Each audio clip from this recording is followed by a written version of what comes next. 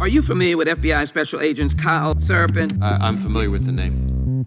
Is that yes? I'm familiar with the name. Familiar with the name. Familiar with the name. Let's bring in Kyle Seraphin. He's the FBI whistleblower who helped expose government censorship of our First Amendment rights.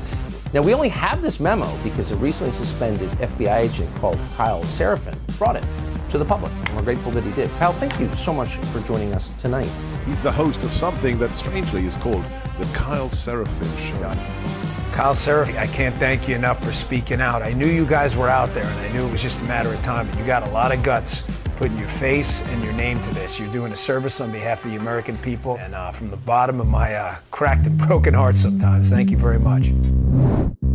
Take a look behind the curtain with a real whistleblower and American patriot. Prepare to embrace the uncomfortable truth because this program has no time for comforting lies. Here is civil liberties enthusiast, Second Amendment defender, and recovering FBI agent Kyle Seraphin. Well, hello, my friends. Welcome to the Kyle Seraphin Show. I don't know why I'm holding back a grin, but I am. Today is Wednesday. It is October the 16th, and we are live. So thank you so much for joining us, all of you in the live chats in the various places that you join us. Really appreciate that. Today is one of those shows that I'd rather not have to do, but I think it's necessary. And I apologize up front for those of you that are watching this for the sort of salacious thumbnail. Martial law, the title, it conjures up all kinds of images, and I don't know how to talk about this without sort of at least laying that part on the table. I don't want you to think that we're going to be disingenuous, but I do think that people on the political right now are farming outrage in the same way that they always do, which is to say the government's coming to kill you. And that's not exactly the correct answer. That doesn't mean that I think the government is good. You guys know better than that. And it doesn't mean that the government is a good answer and that it's a good actor. So those things we can just throw out the window as well. But we should have a little bit of nuance when we approach things like deadly force and talk about these things in that way. So we're going to approach this like the serious topic it is. Today, I want to talk about the updated DoD directives indicating that there is now this new authorization for deadly force on U.S. soil. And I don't want to give away too much of it, but I've gone and looked into it, and I don't have the fear factor that other people do. And it's possibly because I went and looked at the second document that the primary document references. And that's really important. This is actually a continuation and a normalization of something that was in conflict previously. It's still not good for our domestically based troops to be engaged in law enforcement activities. But we're sort of used to the idea of, quote unquote, call out the National Guard.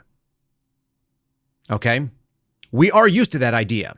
And most of you are not going to be freaked out by the idea of saying, hey, we've got riots in Minnesota. Let's call out the National Guard. We have riots going on in Washington, D.C. Let's call out the National Guard. Those are DoD assets. They may answer to the states. But this is not something completely new. There's a reason why I'm more concerned about people like the FBI, because they always have this authority granted to them and they walk around with it at all times. Usually what you don't see is the military involved in law enforcement. And I think it's a wrong use of the military. There's a huge historical precedent for that. We're going to get into all that. I also want to go and touch back. We're going to run back and hit the bases, because do you remember how much has happened in the last couple of weeks?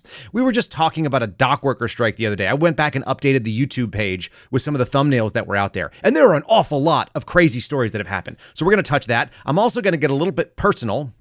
I hope you don't mind, but my friend Garrett O'Boyle just went head-to-head with the federal government in federal court yesterday in Washington, D.C. And we're going to talk a little bit about what the deep state actually looks like, because the evil garbage that populate the U.S. court systems are a real problem for Americans and for American civil liberties.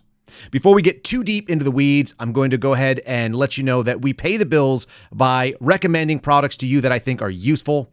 You guys might as well start thinking about it in a big way. And if you watch this program, you don't even need an answer to this question. I already know it. But if you think this country is going the right direction, you're probably not paying attention. Does it feel like things are falling apart? If you're feeling alarmed, obviously you're not alone. And if you're watching this program, you're not alone as well. In fact, many Americans from all walks of life have decided to take action to pursue and to prepare for whatever's coming. That starts with emergency food. Storing emergency food in your home is the right thing to do. It's what we do at the Seraphin household because we're living in these wild times. They're unexpected. They have chaos, which is why so many people are preparing. you can get ready as well with a 3-month emergency food kit from my Patriot Supply. It comes with all kinds of different foods, from creamy stroganoff, honey wheat bread, mushroom rice pilaf. I don't know why I always have a hard time saying that one, but I really do. Maybe it's because mushrooms aren't my jam. The entire kit has over 2,000 calories every single day. The food will last for up to 25 years. Who knows what this country's going to look like in 25 years? God, I could not have predicted it 25 years ago. But if that day comes, you're going to be ready. Go ahead and go to preparelikekyle.com. Check it out. It's what we did. Preparelikekyle.com. Order your 3-month emergency food kit. Preparelikekyle.com. Check them out. My Patriot Supply. Folks, it's the one that we have stacked up. We have an entire coat closet full of their buckets. And then another half of it is filled with food, with water to purify. You got to make sure you're ready for this kind of weirdness. It'll also make you feel less anxious, and it'll make you less concerned about the weird stuff. Now, I promised you we're going to touch base on some older stories, and we're going to start with that right here. Documents show. What is this article from? What is the name of this article? The Rhode Island Current. Okay. Documents show lavish spending on pay and benefits for officials at the dock workers union. You remember those a-holes that wanted to hold the United States hostage like a bunch of mafiosos? The ILA, the International Longshoremen's Association, they got their deal that they wanted, a 60% pay raise over a period of 5 years. And they haven't approved it yet as far as we know. They've got a little bit of time to do that. But this is just another little touch because I saw this morning. It's only a couple days old. Some of the things in here are truly staggering, and they probably should be staggering to the people that work in the longshore business. I had some of you reach out and tell me, Kyle, you don't know what you're talking about when it comes to unions. Number one, yes, I do. Let me just stop you right there. I've had unions as clients, and I've spent time around people that are actually in not the part of the union that you know, where you're the daily laborer or the person who is getting the benefits of the union argument. I've seen it from the political side of it, which is where the money is, which is why these things are such a massive grift. There was a 3-day dock worker strike. We'll just go ahead and touch base with that story. They threatened to stall the American economy in a dramatic fashion. There were 45,000 East Coast longshoremen who were in there interested in the pay hikes, and they basically stand to collect a 60% pay hike between now and 2030. That's the tentative deal. It lifts the top pay to $45 an hour next year, which means that people working just the 40-hour week, which they don't usually do, would make $93,000 a year. That's not a bad salary working on it. Even in the East Coast, you can get away with it. I lived in Virginia on way less than that. And we had a home, and we had kids, all the normal things, and we had a vehicle, all right? But here's the thing that I thought was really wild. In 2023 alone, top executives, we touched about Harold Daggett's dollar amounts. It's not just that one guy. It's also nepotism, okay? In 2023 alone, 30 top executives within the union classified as working for the headquarters unit were paid more than $9 million in total salary and compensation. That's 25 vice presidents with an annual pay reaching $554,000 a year. So it's always about that top little percentage that makes the big money. And the part that I threw on the screen here is the most staggering part of it. We'd gotten the indication that he had made at least like maybe $900,000 in the last couple of years. Apparently, he was making $855,261 for his leadership duties for the union. That's this 70-something-year-old man who's out there with the gold chain and wearing the polo shirt. But he was additionally paid $194,155 as the quote-unquote president emeritus, like a figurehead position. He made $194,000 of the union locals' money. They paid him simply for being who he was. $1 million a year. It's good work if you can get it. This is the crazy part of how unions work. And then additionally, because why would you let that go to waste? His son was paid $785,877, almost $800,000 a year for his dual leadership roles in the local that his dad is getting an additional $200,000 from, and his executive vice president job. And then another son, John Daggett, was paid $642,000 and change for his 2 executive positions. What they talk about in this article is that many of these people hold multiple executive positions and get the full salary for both. That's what the mob tactics look like. That's where this nepotistic garbage is. And not to be left out, his daughter is also the public affairs director and makes $210,000 a year for the same union. So the man has not just brought himself into a position of making $1 million a year. He's bringing in his children. This is the definition of corruption. That's what it looks like. It's no different than what we yell about with Joe Biden. So if you are a union member and you're crying about people being mad about unions, it's because we see the corruption when we open our eyes and look for it. And if you're a union member and you're a conservative, the odds are your union is probably supporting things that are antithetical to your political beliefs. They're extorting you for money out of every paycheck. They're giving some moderate benefit, maybe, which you may or may not get from the federal government anyway, because there's all kinds of stupid pro-union and pro-labor stuff that goes on when it really should be an open marketplace. And you're seeing big business money and big dollars that are given to political parties that you don't like, and then also scumbags like this. And if you think somebody's worth $1 million a year, that you couldn't get someone to do the same job for 200 grand, I think you're out of your damn mind. And he's been paying off his kids. Like, you're talking, what, $2 million worth of salaries just for a couple of members of the same family that basically are doing nothing? Some of those jobs literally doing nothing? It's wild to me. Anyway, I didn't want to let that one go. Another thing popped up today that I think is touching base with some older stories. It's so funny how some of these names continue to pop up. And if you guys have been following politics for the last couple of years, what you see is the same evil actors tend to raise their evil heads at the same time for the same types of things. How about this story? Georgia's controversial hand count law was blocked by a judge. It's too much, too late. The judge highlighted the already heightened division in the election season. This story coming from ABC News. And you think, wait a minute, what's controversial about a triple checking hand count law in a state where there were all these questions about election integrity? Okay. Who is this judge is what it comes down to for me. This is what he wrote. Because the hand count rule is too much, too late, its enforcement is thereby enjoined, while the court considers its merits. So wrote Judge Robert McBurney last night in his order that suspended this rule. Where have we heard that name McBurney before? It sounds so familiar. Oh, yeah. He was the guy that said that the Georgia abortion law that the representatives in the state house wanted to push out there. Remember, the representative said that there's going to be a 6-week heartbeat bill in Georgia. That's what the people elected them to do, and that's what they went and decided to put out.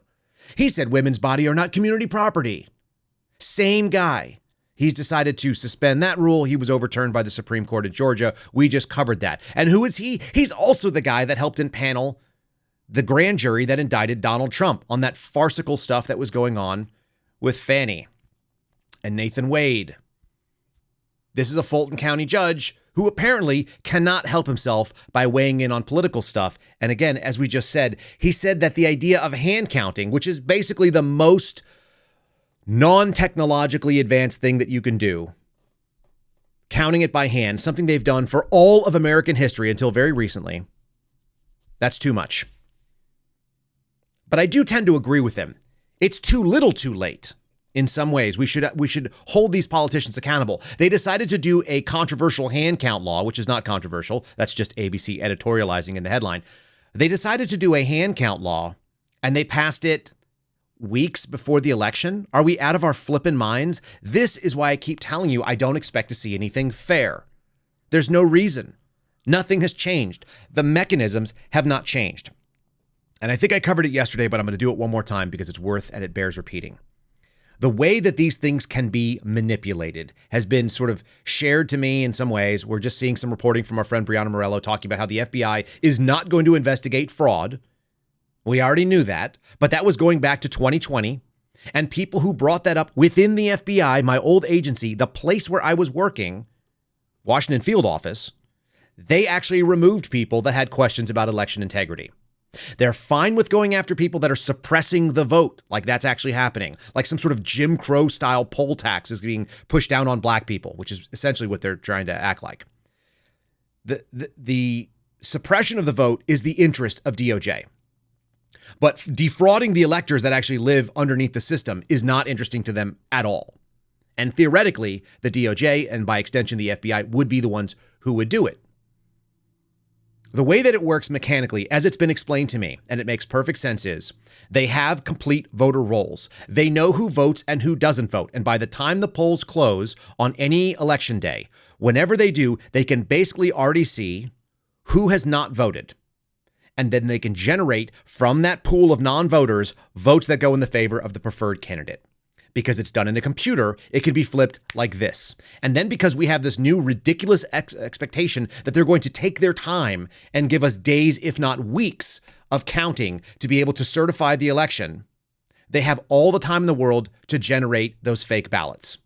And those fake ballots, they can't be hand counted, at least not in Georgia, and they oftentimes won't even be shown. They'll be kept under lock and key, and the forensic audit is being turned down because the people who control the state also control whether or not there's going to be funding for this forensic investigation after the fact. And the DOJ has already agreed they're not going to get into it. That's what the mechanism of theft would look like. And that makes perfect sense to me. I don't have the evidence of it. I know people claim they do. I don't doubt them. I just haven't evaluated it. But what I can tell you is that we have not seen serious action on behalf of the red states that out there or the swing states to actually fortify these elections against this fraud. And you've also seen the mainstream media pushing as hard as humanly possible against any efforts. They are backing the government. You remember when they used to talk about holding the powerful to account and speaking truth to power and all this other kind of nonsensical, leftist ideas? They abandoned those immediately when the government actually is giving their preferred outcome. Here's Jake Tapper trying to enforce this idea that they are removing people from the rolls that are not, that should be voters or should at least be allowed to be considered voters in Virginia. And Glenn Youngkin basically straightening this guy out because non-citizens are not allowed to vote. And if you indicate you're not a citizen, that's it. That's the end of the game. Meanwhile, California still has me on their voter rolls, and the last time I voted in a California election was 2008. I've lived in, I think, 5 states since then. I've registered to vote 5 different times, and I'm only registered to vote in Texas and in California. And I haven't lived in California since 2009. I moved out in June of 2009 when I enlisted. For whatever it's worth, some states really, really want to preserve those voter rolls, and some states are really good about purging them. It turns out it's a 1-to-1 comparison. The ones that want to preserve ridiculously long-term voter rolls, like New York, my wife found she was registered in New York as well, after she's lived in 5 different states. This is what goes on. The blue states hold on to those extras so that maybe Kyle Seraphin will vote for their preferred candidate if they need more if they need more ballots to stack up. That's the only way I can fathom it. And there's no good reason why you would make me sign a sworn affidavit and have to go and swear it out in front of a judge that I no longer live in California and spend money and time when every other state has figured out how to just reverse it. The minute somebody registers for the election in the state of Texas, they send it out and I'm no longer registered in New Mexico. The end. That's it. It just takes one time. Same thing in Virginia. Automatic. And I checked it. The only one I can't get out is California. And for all of you that keep sending me like, oh, go to this link, go to this link. None of these things should have to happen. It shouldn't take any additional work.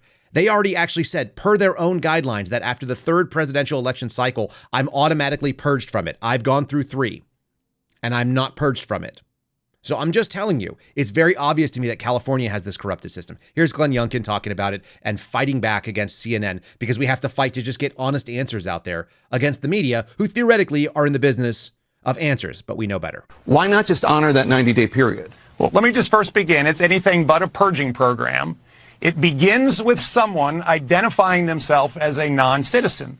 And I guess I would posit back to you, do you think that non-citizens, when they've self-identified as a non-citizen, should stay on the voter roll and therefore be in a position to potentially vote in a presidential election? I don't think any non-citizen should vote. How are they self-identifying? How does that happen? They actually tick a box that says, I am a non-citizen, or they do not answer the question that they are a citizen, and therefore they self-identify that they are not a citizen in the United States of America. And this is why this is so out of bounds in my mind from the Justice Department. They fully understand this. They understand the process starts with a person self-identifying as a non-citizen, and then there is a match with that person's name on the voter rolls, and they are given not just one, but up to 3 times in order to try to cure it. And this is why I find this to be a very, very unreal moment that is stunning, that they filed this suit 25 days before a presidential election, when in fact this has been going on in accordance with our Constitution, the federal Constitution, and state law since 2006. And there it is. Look at that shocked face. Jake Tapper's like, oh my goodness, is that true? This can't be right. The DOJ would never do something weaponized to go out there and get a political outcome. And yet, that's what they do. Of course it's what they do. I want to show you another video. This is the other piece of it. Not only are these people in here and self-identifying as not voters, they're also just running around doing things like Donald Trump keeps talking about. Like, there's a lot of these people that came in to be criminals. He just sat down with an economic forum in Chicago and was talking about there's like 500,000 people that are identified as criminals that have come in the 11, 15, 20 million illegals that have rolled into this country. We know that. It makes sense to me. I've seen it, folks. I've seen that a percentage, and I don't know how big the percentage is, but it's a sizable percentage, a real whole number percentage of people that sneak into this country illegally do things against the law. They don't come here with our values and our morals. They don't come here with any understanding of what is the law. And if they didn't understand it, they're simply going to flout it. And here's a great example of how that happens. New York City. Apparently, people are now starting to get fed up. Are they still going to vote Democrat? Probably. Is this a direct problem because they have a sanctuary city situation going on? Yeah, it is. It's not going to change the way they vote for some reason. They're just going to complain about it. But here's what? Good Day New York, shocked that criminals who broke the law coming into this country would come and do criminal things in the United States, flouting all of our criminal laws. And then, because they have really, really bad policies, they're let out on the streets to do it again. Think about a string of 50 robberies. This is going to be good. This is Tres de Agua. Again, this is the exciting Venezuelan gang that is the flavor of the month right now. It used to be MS-13. They're still there. They still suck. They're still doing illegal things. They're still like terrorizing people that moved here illegally. I'll talk about that more in just 1 second. Watch this video. What started out as a robbery crew, upwards of 50 robberies, 20 individuals arrested for upwards of 50 robberies and out of those 20 individuals, every single one of them is on the streets today. So that's crazy. Now, there are reports that they're operating the Roosevelt Hotel, which used to be a very nice hotel in New York City. Now it's a migrant shelter. What are we talking about? What's going on inside this hotel that is now spilling out into the Times Square area? Yeah, I mean, there's actually a recruitment process. And there's a recruitment process within these things. You've centralized all the people. Then they can pick up folks to be part of the gang. They can pick up people that don't want to be part of the gang. They can add people into the trafficking operations. This is how it usually works. What we would see is like 16, 15-year-old girls would be hanging out with their 16, 15-year-old girl friends. One of those friends is a runaway. The other one is an aspiring runaway. They want to run away from their family because it sucks. Because their family is here illegally and living in a house that has 40 or 50 guys in it, and it's probably really threatening. So they're like, hey, come out and hang out with my friends, who all just happen to be MS-13. Fill in the blank gang could be any part of it. And so the 16-year-old girl goes and hangs out with the friend, meets the gang members, and the gang members are like, hey, you want to join the gang? And she's like, yeah, I guess I do. That's cool. That's literally how this stuff goes down. That's what the recruitment looks like for women. And then a couple days later, she's like, I don't think I want to do this. And then they beat the hell out of her, and then they rape her. And then they continue to traffic her, which means being raped anywhere from 5 to 20 times a day on a filthy mattress in the woods somewhere in Maryland, just outside of DC, in Virginia, take your pick. These things happen. And that girl is basically going to be living in a living hell for the rest of either her short life or until she's rescued by law enforcement. Generally the short life option. That's mostly what happens. That's what quote unquote trafficking, which is a really nice term that we have, looks like. And it happens because you brought these scumbags into this country and you're really soft on them and you allow them to be a crew that does 50 robberies in New York City and they're still back out on the streets. It's the reason why things like deadly force are really important, because these people don't want to lose that money stream and they're armed with knives and machetes and baseball bats, and every one of those things can do significant damage to you. Before we get into a discussion of deadly force, which I will show you, I will lead up to it with a video that we saw the other day, came out of Virginia, of all places. I want to do kind of an analysis of some deep state evil. I don't know these people personally, but this woman and this man, now on the screen, are the folks that are overseeing, well, let me be real specific. The woman is the judge who is listening to Garrett O'Boyle's court case in the District of DC. Her name is Florence Y. Pan, P-A-N. And her husband is also pictured, and his name is Max Stier, S-T-I-E-R. Now, the reason they're interesting to me is because she's hearing a court case in the District of D.C. of a plaintiff who is suing the Department of Justice and the FBI for illegal employment practices. This is a simple employment thing. The FBI acted in a way that it's not allowed to act. Why did I bring the two of them up? Here's what Wikipedia has, because she has a Wikipedia page. She's filled in the judgeship that was vacated by Ketanji Jackson Brown, who was elevated to the Supreme Court. She is now the judge that backfilled that position. But I always find it interesting when someone is in a federal judge position, and then you go find out, what do they do for a living? Obviously, they didn't just spring out of the prairie grasses. So who is this lady? She graduated from law school. She began to clerk in the Southern District of New York. So she worked for a judge, okay. Then she worked for another judge in the U.S. Appeals for the Second Circuit. Okay. And then she went to DOJ as a Bristow Fellow in the Office of the Solicitor General.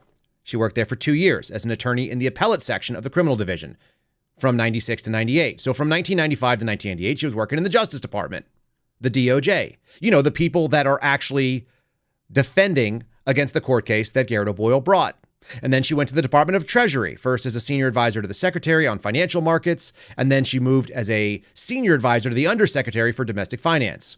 That's a couple years. And then from 99 to 2009, she served as a line prosecutor for the United States. Here it is. This is the DOJ. It's the United States Office of the, United States Attorney's Office for the District of Columbia. That's Matthew Graves currently. That's who is the current U.S. Attorney for the District of D.C. So she spent 10 years as a federal prosecutor, and then she was the deputy chief of the appellate section, so still working for DOJ. She was the deputy chief, which means she was still a AUSA of sorts. She's working as a higher prosecutor for another 2 years. All right. And now she's the judge that is overseeing the case that the United States Attorney's offices and the DOJ and the FBI, the people that she used to work with, she's literally seeing a case where her former buddies and her former employer is the defendant. And that's not considered a conflict of interest. What about her husband? He's interesting. There's some stuff about here. The thing that I found most interesting, I included his early life and education. They both have Wikipedia pages, so you can just look this stuff up open source. This is something that's in his early life and education. I'm not making this up. I'm going to read it directly. While attending Yale University, Stier allegedly saw Brett Kavanaugh, now Supreme Court Justice, now an Associate Justice on the Supreme Court, with his pants down at a drunken dorm party where friends pushed Kavanaugh's penis into the hands of a female student. That is on his official, open source Wikipedia page. Can we just take a moment? He graduated from Yale in 1987.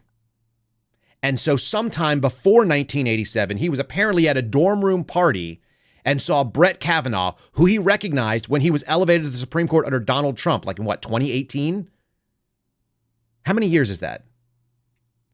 97, 2007, 30-something years later, he recognized that Brett Kavanaugh is the man that he saw with his pants down as a child, as a 19 or a 20-year-old young man. That must be some penis, don't you think, folks? I hate to say that over and over again, but it's really funny to me. How impressive would a penis have to be that you remember it 30-something years later from a drunken dorm party? And you know whose it was. That's really something. That's Max Stier.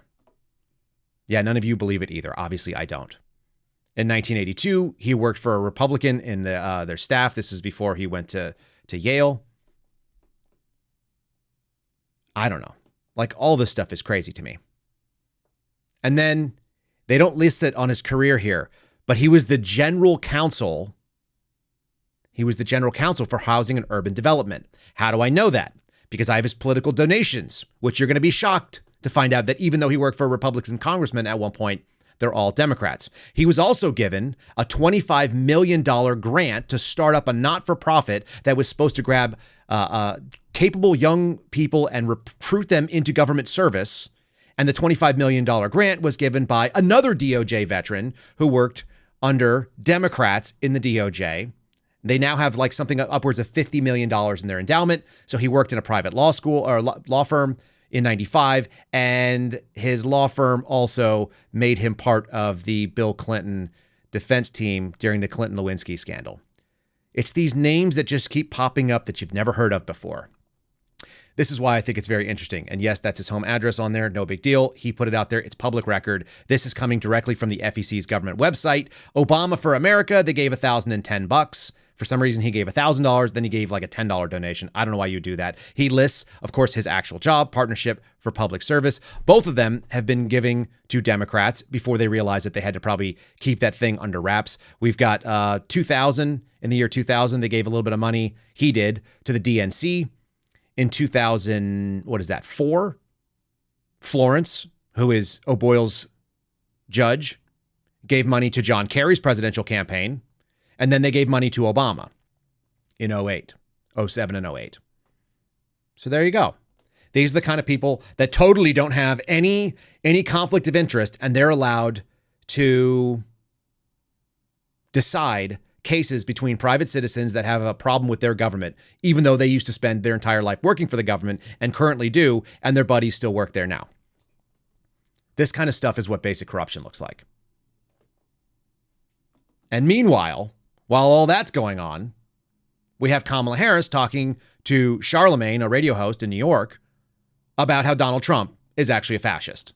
I'm going to break down again what I think fascism actually is. Before we do that, let me just say an appreciation to our friends that are not fascists, and they are not under the government thumb. They are Patriot Coolers. You can go to their website at patriotcoolers.com. They have released a suspendables collection. It's listed as the Kyle Seraphin collection, but you guys know that the brand represents more than just me. It represents my buddy Garrett O'Boyle, who was just in court yesterday. It represents Steve Friend, who is now without a job simply because he's part of our team and he won't bow to left or right.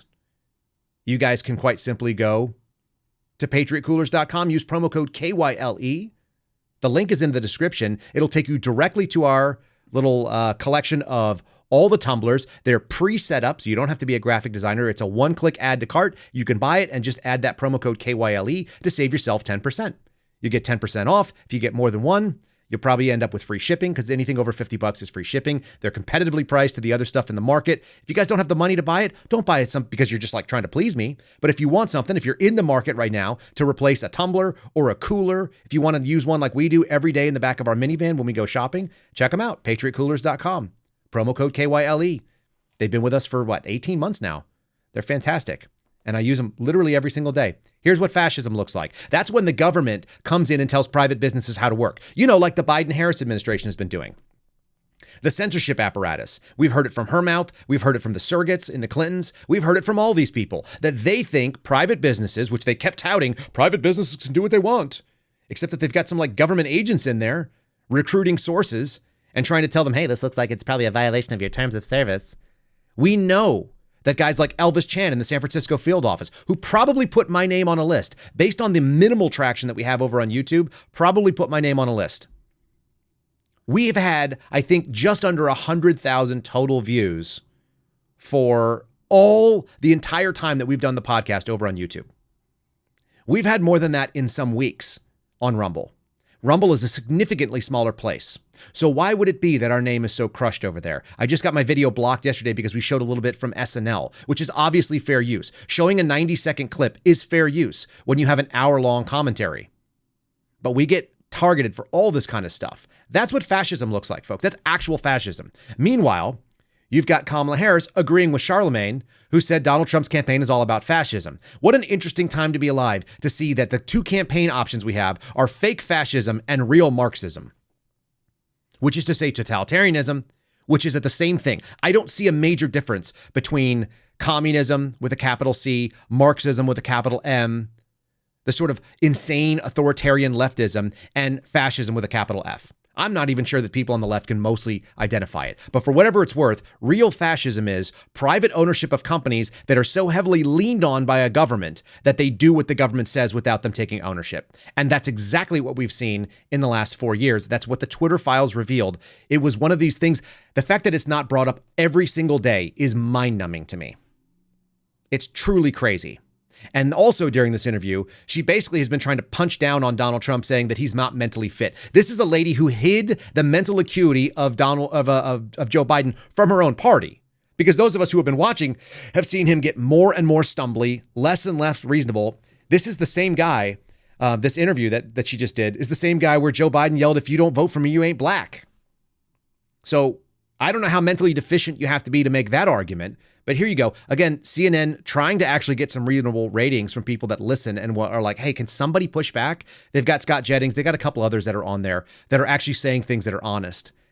Here's a little taste of that. Maybe you don't want to punch about mental acuity if you're living in the glass house of Kamala Harris. If I were Harris, I wouldn't be leaning too heavily into who's hiding what kind of medical conditions of people who are or want to be the president, given her role in lying about the condition of Joe Biden for the last 4 years. That's number one. Number two, I don't think this works for her. I think I'm back in the same bucket I was earlier. You're not selling your own candidacy. You're punching Donald Trump in the same way every other Democrat we've ever heard from for the last 8-9 years has punched this guy. That's not the problem with your campaign. We've heard all the attacks on Trump. If she cannot sell her own candidacy any better than just punching on him, for her, if I were in her camp, I just don't know it's going to be enough. That's my view. Smart for the Kamala Harris campaign to continue to remind people Honestly, just to be lectured by Democrats about you have to have mental acuity to be the president of the United States after what we just lived through for the last 4 years. Scott, Come you love that on, talking don't point. lecture me about mental acuity in Love the that presidency. talking point. But when Democrats, or who all, you included, who all assured us that Joe Biden was riding unicycles and juggling knives in the Oval Office, when we know that wasn't true, and Harris was the chief cheerleader for that whole, the lectures about the mental acuity, come on. He's exactly right about that. By the way, can one of you use your AI tools and generate a picture of Joe Biden juggling knives on a unicycle in the Oval Office? Because I think that is pretty fantastic. That's good stuff. He's exactly right. They're trying to make this a referendum on Donald Trump's age. That doesn't work. We've already seen what that looked like, and it doesn't look good. It looks bad on them because they already tried to push out a candidate who was useless. And by the way, for some reason now, I'm never going to be, thank you, Saturday Night Live, but I'm never going to be able to say Joe Biden the way that I just did. It's going to always be in my head as Joe Biden, which is J''Biden. Joe Biden is a really good name. They hit it on the head. Okay. Speaking of Joe Biden, this is that kind of mental acuity where the guy has a hard time just like landing the attacks, but we're going to pivot to weaponized government right now. We're going to talk about the main topic of the day. And that main topic specifically is, are we dealing with a situation where martial law is on the ticket? Is that what's going on? Is that what Democrats have just done? The DoD Directive, or the DoD Directive is called 5240.01. I want to cover down on that. And then also the accompanying directive, which actually defines what deadly force is and when it can be used, because it's very important. But that's not to say that you shouldn't be concerned. I think that our concerns can be tempered a bit. I think the people that are running out there and lighting their hair on fire or doing the Blackbeard where they're putting candles in their beard and want to light that thing up, I think that's a little bit too soon. Because I do think that what this does is actually just harmonize an already bad position. However, when you see what they've done already and how they've weaponized the judiciary, it's not impossible to imagine them weaponizing the military against Americans. We've done the discussion about how he's been trying to normalize how F-15s and F-16s could be used against Americans. And that's a truly crazy position. Let's at least hear him bragging about this. Again, this is the guy who, the woman who's running works with this guy, and she's talking about mental acuity. It's an awkward position. He's also straight up saying, Donald Trump's got a lot more problems, and I basically created them. He's bragging about it. Same guy with 3 other major cases waiting for him when he loses. And by the way, 34 felonies. So far, he hadn't got sentenced. He got the sentence kicked back, but I want to watch that sentence. Look, Donald Trump's not running for you. He's running for himself. I think he's running to stay out of jail. All right. So here's the so-called Red Alert moment. All right. This is the let me throw it on the screen here too, because this is the headline that comes in accompanying the what's his name? Ron Paul's sort of clip. Ron Paul read this information out loud. I don't know why my headline disappeared, but there it is. So he read a headline saying that the United States military is authorized to kill Americans on U.S. soil. Question mark. This comes from Zero Hedge, but it was written by Armageddon Pros. And it came out this weekend. There's a Twitter account that follows me called the Patriot Voice John, saying this is a red alert. The United States military is officially authorized to kill Americans on U.S. soil. Imagine waking up to discover that the U.S. military has quietly been granted the authority to assist in domestic law enforcement activities, including the use of lethal force against U.S. citizens in certain circumstances. The whole red alert, like people getting so amped up about something, it makes me concerned. So I want to show you what Ron Paul has to say. I think he's a pretty reasonable dude. I generally think that the guy makes excellent points. I think that his take on this might need a little bit of tempering. So as you guys know, I don't like sensationalism and I don't like people getting riled up. I'm going to show you a deadly force situation after all this that's going to show you exactly why being authorized to defend yourself is a real thing and the actual DoD. But we want to start off with a headline from Zero Hedge. It's pretty hot headline. U.S. military now is authorized to kill Americans on U.S. soil. That can't be possible. Yeah. This would open up the door for the careless use, and if more frequent and legal. It'll be legal now, so nobody will have to worry about that. Send in the troops. We need you to shoot a couple of these people. Yeah. They're opposing our policies. They're demonstrating against COVID rules or something they'll come up with. So I think it's very, very dangerous. So here it is. Now, Zero Hedge picked it up from Armageddon Pros, which is a Substack which they often run. It says, U.S. military now authorized to kill Americans on U.S. soil? Question mark. Okay, so here's the quoted document. This is the Department of Defense Directive 5240.01, updated September the 27th of 2024. The problem with going into documents and diving into these things and then losing your minds over them is that you don't necessarily have historical context or precedent, and you don't necessarily know exactly what it is that you're talking about. Let it be known that I pulled up this on the screen over here on my left. What I have is this is the originating component. It's the Office of the Undersecretary of Defense for Intelligence and Security. That's who generated this particular document. It is a replacement from an older DoD Intelligence Activities Directive of the same name from August 27th of 2007. So it's been amended, and it repeals, cancels, and reissues this guidance. On top of all that, it's a 22-page document of which people are very excited about basically one paragraph, if not maybe two paragraphs tops, which is going to be under paragraph 3.3, the levels of authority. The levels of authority say, under subsection A, that the requirement for Department of Defense or Secretary of Defense approval is needed if the following things happen. It says that it may require additional permissions as described in paragraph 3.2, which is the thing above it. The decision to approve requests for these types are permissible as described in paragraph. This is all really litigious language. Here's section A that people highlighted. This is highlighted by that account that we just showed you on Twitter. Provisions of personnel to support response efforts for, and they're highlighting, civil disturbances, which may include presidential authorization. Now, civil disturbances is a broad term, but most of us will see this as civil unrest, as riots, things that we've seen the National Guard called out for a long time. This is fairly common. This goes back at least to the 1960s and maybe before that. I'm thinking of like Kent State. I'm thinking of there has been a possibility for the DoD to engage with the public on U.S. soil in that terms. Little Rock, when they were going and they were allowing black students into the Little Rock 5. I think that's the right name for it. Okay, so these are the times when they can do it. The Secretary of Defense has to actually give approval for provisions to support law enforcement efforts in civil disturbance, or here's subsection C of this. It says assistance in responding with assets to potential for lethality. That means armed assets of any kind, or any situation in which it is reasonably foreseeable that providing the requested assistance may involve the use of force that is likely to result in lethal force, including death or serious bodily injury. That part right there, the death or bodily injury part, made me think about where does this reference? It also includes all support to civilian law enforcement, which we've seen plenty of times, and they do it in D.C. all the time, in situations where confrontations between civilian law enforcement and civilian individuals or groups is reasonably anticipated. Now, here's the thing that most people that are talking about this forget. This is the part that is not highlighted, but I think it's relevant. Use of such force may be used in accordance with DoD Directive 5210.56, potentially as further restricted based on the specifics of the requested support.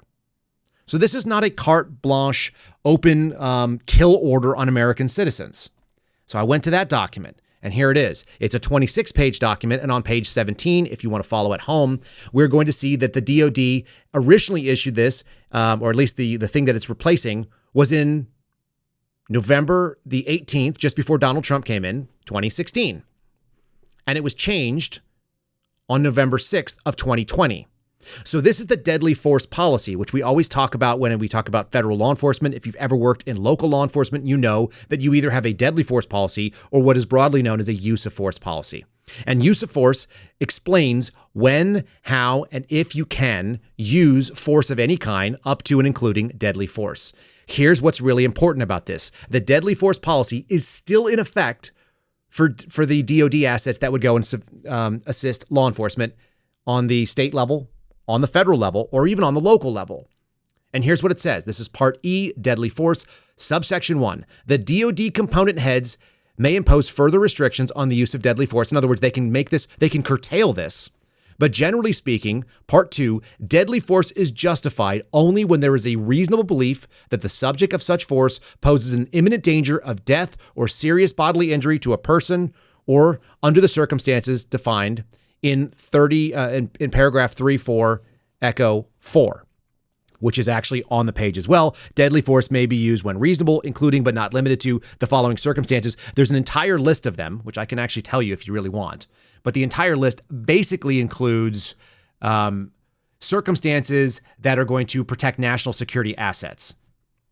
And they're not on the screen because it's a little bit wordy, but otherwise, let's say they can use deadly force in the defense of others when protecting assets vital to national security. Think about like a SCIF or places where national security tools are. If somebody is protecting inherently dangerous property, if you're trying to gain access to a tank, they've done this. I actually remember this when I was a kid in San Diego. They shot a guy because he was driving around in a tank. That's inherently dangerous equipment. So that's what we're talking about there, or inherently dangerous property. Protecting national security infrastructure, critical infrastructure. Yes, can these things be abused? Yes, of course they can. I'm just letting you know. Or when they are arresting or apprehending or preventing the escape of someone whose unlawful escape and fleeing will give probable cause to believe a bunch of other things, which means that they're storing or they're running off with things that would otherwise endanger national security. It's a broad mandate. There's no doubt about it. Should people be concerned? Absolutely. You should. But it's not a red alert moment, in my opinion, because all this does is it aligns the idea that there is, if you're going to put the National Guard into a law enforcement capacity, particularly law enforcement people in the National Guard, then they are going to have the exact same deadly force policy that I operated under as an FBI agent. It basically aligns the two problems. Now, the problem is that we're talking about using DoD assets on U.S. soil, and that's the bigger piece of it in general. There probably needs to be a better move for that. That's what mutual aid is about. That's why on January 6th of 2021, when I was out in Frederick, Maryland, shooting with a bunch of guys on a SWAT team, and they were part of armed response for the state police and some of the local counties. Anne Arundel County was around there. Who else was there? PG County, some of the DC adjacent counties. They all got like their beepers or their text messages all went off and said, you have to help respond to the Capitol. It's much better to see civilian law enforcement respond to other civilian law enforcement for civilian law enforcement purposes. Dragging out the National Guard, which we have said is a thing, is very weird. And having lived through DC in 2021 when Joe Biden was inaugurated, it's very strange to see armed troops. They have to have a deadly force policy if they have the weapon system. Does it make sense? They have to have some rules of engagement on domestic soil. This simply is correcting what that is, and it brings it in line with other federal agents and other federal officers, which is to say, deadly force is only justifiable when it's necessary, when the officer has a reasonable belief or when the troops have a reasonable belief that the subject of such force, which means the person you're shooting, poses an imminent danger of death or serious physical injury to the troops or to someone else. That is in line with federal rulings. That is what the DOJ has across the board for the U.S. Marshal Service, for the ATF, for the DEA, and for the FBI, and any other components therein. So it's not out of line that they would have those same rules. The problem is that we have normalized the idea that the National Guard would be a peacekeeping force on U.S. soil, and we should be concerned about that. Does it make sense? I don't have the same red alert moment because this thing has been done and they are going to have ROEs. The problem is they mostly do not train in these ROEs because if you're a soldier, an infantryman, even if you're a military police officer, your rules of engagement are very different and the type of people you engage with are very different. Being a gate guard or being a gate guard, let's say in Iraq or in Afghanistan or in the Philippines or anywhere else, you have a very different tolerance for dealing with the public. You're not going to be dealing with them in the same way that like a cop does, who deals with them every single day, a regular cop. And anybody who's been in the military police knows that they're dealing with a totally different subset of the population. You're not running around and dealing with what this poor guy just dealt with. This went viral everywhere talking about a shooting. I think I've got a picture of it. Why deadly force is so important. Here it is. This is video number 3 that I just said. This is body cam footage. So if you're listening, it's actually worth tuning in to see this. If you have not seen it, this is a 6'6", what we thought was a transgender person, but turns out to be a female basketball star, a college athlete of all things. There's been some absolute dragging of the school. I think it was Georgetown. I'll double check right now. But this is why deadly force policies need to be given out and why Democrat policies that have come in the wake of the George Floyd riots and even before that, the Ferguson riots that happened. These things are a real problem, whether it be Freddie Gray or anything else. They have made law enforcement officers slow on the trigger when they should be quick, and some of them are quick on the trigger when they should be slow. It's more important to have good training and good ROEs that people very, very clearly understand what is a good shoot and what is not, because this guy is basically fighting nothing but a good shoot. If someone slashes at you with a 10-inch kitchen knife and cuts your face open when they open the door, which is what you're about to see, you should shoot them right then. They have forfeited whatever's going to happen next. There's no courts that are going to sort this thing out. So listen, you're going to hear a little bit of music. You're going to hear the door open. You're going to hear a how you doing and a slash. And then this cop basically goes in to a fight for his life. He ended up very nasty and bloodied. He did survive this. The woman did not. Here we go.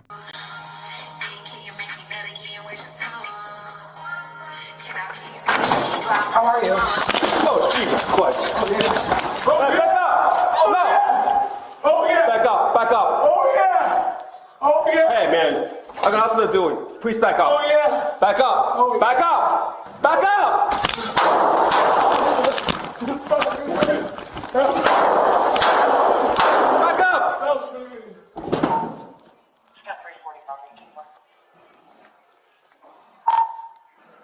531 bubble.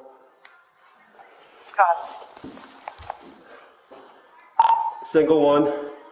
Shots fired. What is your location? 322. Apartment 322. 11830. Sunrise Valley. Start medic, please. Yeah, start medic, please, indeed. You guys can see the blood dripping off his hand right there. He got his face cut. He got his hand cut. This woman, whose name was Sydney Wilson, I'm just looking off screen here, 33 years old, was asked to be checked on for a mental health check. This is the danger of trying to send a social worker. Imagine opening the door, how you doing, and a slashing knife coming at you, because that's what happened to him. He was cut. He was slow on the shoot. And this woman, Sydney Wilson, decided right then and there, he drew the gun and didn't shoot her. I'm going to go with it that it's a female. I've seen the pictures of this gal who looks like a female, at least as at a younger age. Was a basketball player for Georgetown. So I guess a Hoya. Hoya's forever, and they tweeted out this like, rest in peace. Sorry, you don't get to rest in peace when you go and attack a cop. And that noise that you heard at the end of the hallway as he was very, very calmly relaying that information, like massive kudos to that cop for being very calm under fire. Probably too calm when it came to drawing and shooting that firearm.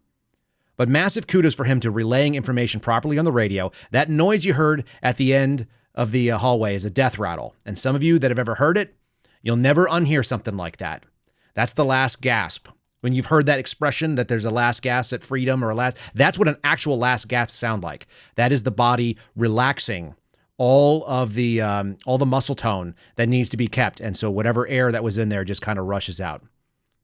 My understanding was this lady was 6'6". So that makes sense for a college basketball player. But imagine you're a regular dude. His last name is Liu, so I assume he has some Chinese origin. You've got a regular Asian-sized man standing at a door, the open, how you doing, and slashing across the face. This is why there has to be a justification. There has to be a deadly force policy in place. I much prefer it be people who do that for a living than soldiers. I'd rather it be that than infantrymen dealing with this kind of thing. And the reason why I think that is because the federal government does a crap job at basically everything. I'm going to play you one more video here. This comes from my buddy Steve Baker, who's doing an in-person report. He is currently stationed in North Carolina, which is his home state. He's reporting on behalf of the Blaze, and he's talking about that moment when you know that civilians who care about their neighbors do a far better job than any federal government agency ever will do. He's covering the FEMA response to the hurricane hit and the devastation in North Carolina. Baker doing an on-the-ground analysis, and I think he's spot on. We can always talk about the 20-foot rule and deadly force a lot more. But this is just more evidence that people who care about their neighbors will always be better, which is why I say the government is the worst solution to every problem that it has to answer, even when it's the only solution to the problem. And it may be the only solution when it comes to law enforcement. I probably agree with that. But man, I really dislike it.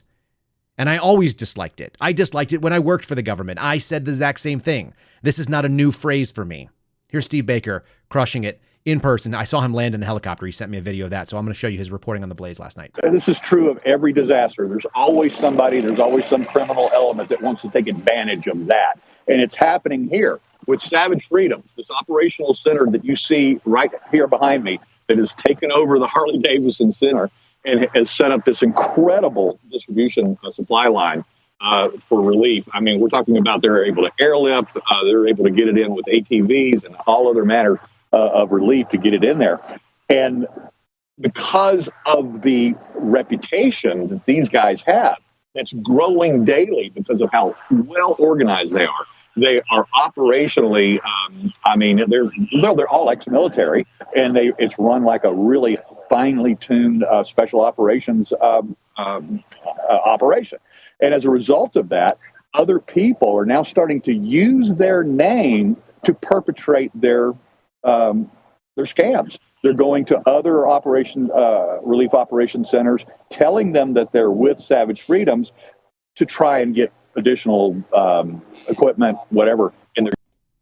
So essentially, the government has come in and said, well, these people are dangerous because there are people that are misusing the name. At the end of the day, the federal government has no business interfering with civilians trying to help out other civilians, military or otherwise. Like they just stay away. And if a bunch of vets who are now able to live on a pension that they've got from military service want to volunteer their time and their skill set to go out there and help their fellow man, this is what we should expect. This is what has always happened in America. And we are dealing with the opposite of it, where people want to lay back and say the federal government will handle it. The federal government is objectively terrible. It's objectively terrible at almost all the things that it has to do, including the things that there's no other choice. You need some more evidence? I'll give you something that's kind of like a Weird Wednesday. Let me give you a Weird Wednesday moment. Former FBI agent just sentenced for gambling away government cash in Las Vegas, of all things. A former special agent with the New York field office took more than $13,000 in government money meant to be used in undercover operations and turned around and lost it gambling at the Bellagio Resort and Casino. Guy's name is Scott Carpenter, which is a funny name for those in my family because we had a family friend named Scott Carpenter. I guess it's more common than we think. Everybody argued for probation, but he was sentenced to 3 months in federal custody, and he'll do that in home confinement. How many of you think that you could steal $13,000 from your publicly funded job and get away with 3 months of probation and or hanging out at home? Very interesting. Carpenter and 3 other agents traveled to Las Vegas, Nevada with $135,000 in government cash that was supposed to be used in a sting, bribe payment, and incidental expenses. The government agents conducted an operation in the Hotel Cabana and afterwards went to the resort casino at the Bellagio for their last night together. Before leaving the hotel room, Carpenter took $10,000 in government money from a safe. The agents went back to the High Roller Resort room where Carpenter brought $10,000 in chips. He played blackjack for several hours and lost all $10,000. The average size of his bets over those 2 to 3 hours was $721. Most of us cannot afford to do a $721 average bet per hand, but turns out if it's not your money, you don't care. Yet another argument against giving people OPM, also known as other people's money. Yes, he did lose his job over all of this. All right. Since we've been kind of on a serious kick and there's a lot of serious topics, I want to do a DoD video. I love people in the DoD. I love soldiers. I love airmen. I love sailors, Coast Guardies, whatever you Coasties are called, right? Even the Space Force. We love all of you all. We appreciate the service that people do. It doesn't mean you're a saint. And in fact, the one thing that I think is most funny, there's this guy, I played a video clip from the other day. The funniest thing that I've ever been a part of as an adult, because I entered when I was 27 years old, is the weekend safety briefing. If you are in the military, you all know about this. If you've been in the military, you've gotten a weekend safety briefing, and it includes all kinds of crazy, funny stuff. So I've got 2 palate cleansers for you today, both of which I couldn't figure out which one was better. So we're going to do them both. Here's something that we cannot allow our troops to get near: caffeine suppositories. And a man in uniform's take on such a thing. This is a caffeine suppository. It's a caffeine what? I'm not sure I'm understanding you correctly. You understood me correctly. It's caffeine for your asshole. It is what I thought it is. Or was. Fuck. Keep this away from the infantrymen and combat jobs in the military. Keep it away from all service members. All right? You want normal service members, not butt caffeine service members. That is a dangerous service member. 1 minute you've got a normal one, then you give them some butt caffeine, and then they'll show you the meaning of speed.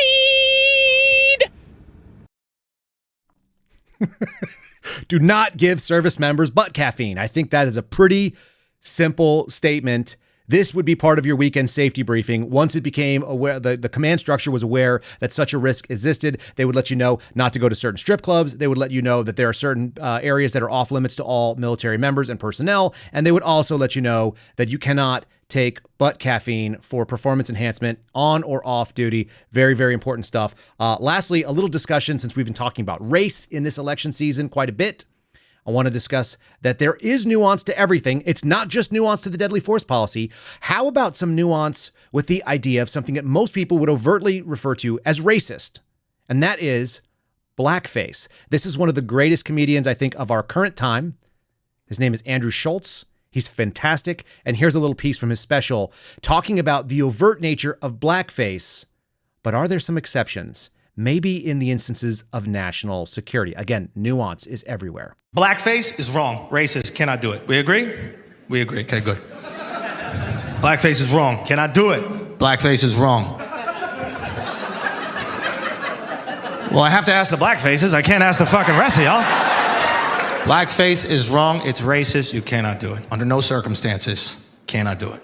Then you see them Navy SEALs commercials. You're like, all right, well, kind of sometimes you could do it. The whole Navy SEALs commercial is like, look how cool blackface is on a helicopter. Look how cool blackface is on a boat.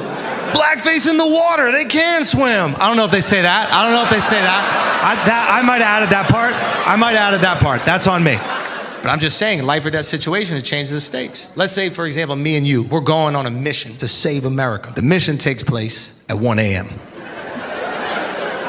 That is an important piece of the information on the call sheet. You have your complexion. I have the complexion of an iPhone flashlight. If you don't give me blackface, we're fucking dead. I'm a disco ball in the desert. They're gonna see us from a mile away. It's headshots for the both of us. You wanna see her again? You gotta paint me the fuck up, bro. Full thing. You don't have to do the lips and the tap shoes. That's a little bit much, but you gotta paint me up. You gotta paint me the fuck up. You're not gonna let me go on that mission with you without putting on blackface for your safety. Just like I'm not gonna let you smile. There's certain things, guys.